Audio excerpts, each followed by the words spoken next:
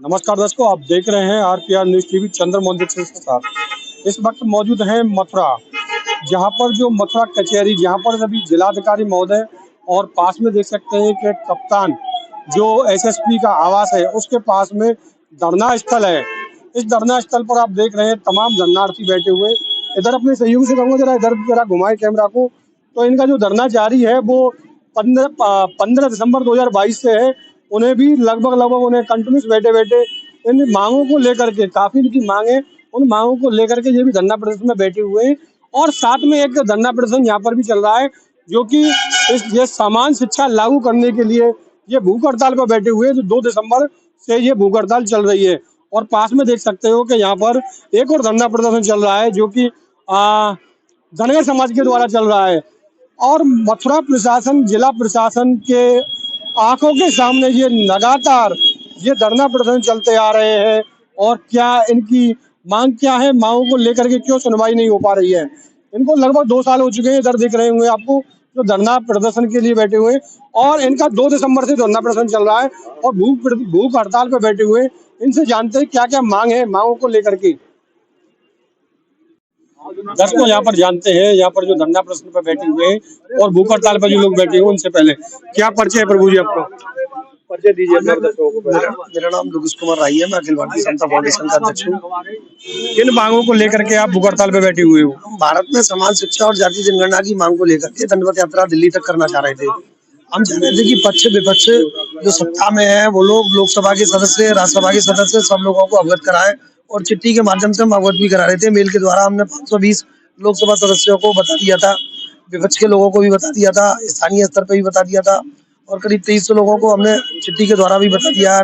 और हमने पूरे प्रदेश में, अन्य राज्यों में भी थोड़ा प्रचार करा। 5 जगह से कार्यक्रम चल रहा था, जिसकी अनुमति मैंने 15 नवंबर को मांगी थी, लेकिन 13 नवंबर को उन्होंने संसद की सुरक्षा का वास्ता देकर के और राजनीतिक मुद्दा बता करके परमिशन निरस्त कर दी। ये परमिशन आपके सामने है, इन्होंने ये परमिशन आपके सामने निरस्त कर दी। और उसके बाद मैंने 14 तारीख को फिर दोबारा इसके लिए 1 दिसंबर से दंडवत यात्रा शुरू करने के लिए फिर मैंने स्थान चेंज किया।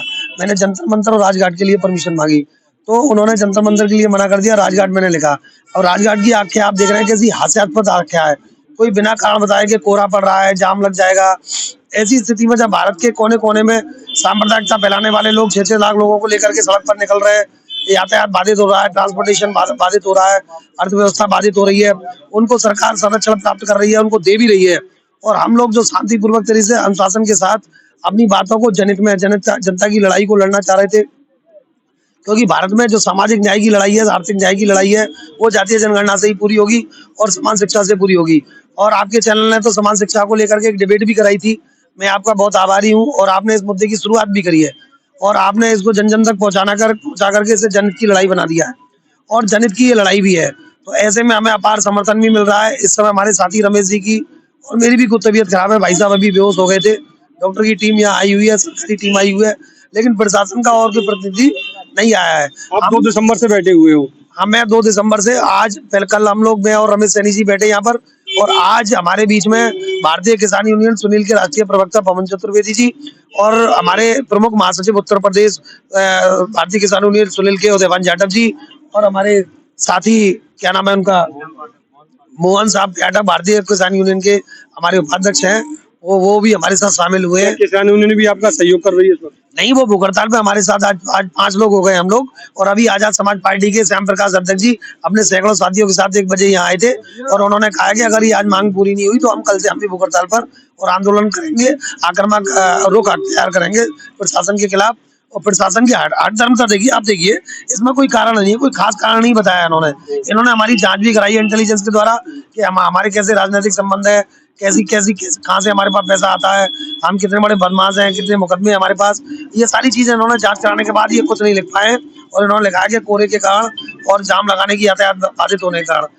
अब ऐसी स्थिति में आपके माध्यम से पूछना चाहता हूँ कि धर्म के नाम पर, शोभा यात्रा के नाम पर, शादी के नाम पर, ब्याह के नाम पर और संप्रदाय विशेष के नाम पर आप यात्राएं पूरे भारत में निकल रही हैं। 6-6 लाख लोग, सेलिब्रिटी जिनके 1-1 लाख समर्थक है, 1-1 करोड़ समर्थक है, ऐसे सेलिब्रिटी धर्म का झंडा लेकर के सड़क पर उतर रहे हैं। उस समय यात्रा बाधित नहीं हो रही, उस समय कोहरा नहीं पड़ रहा है, लेकिन हमारे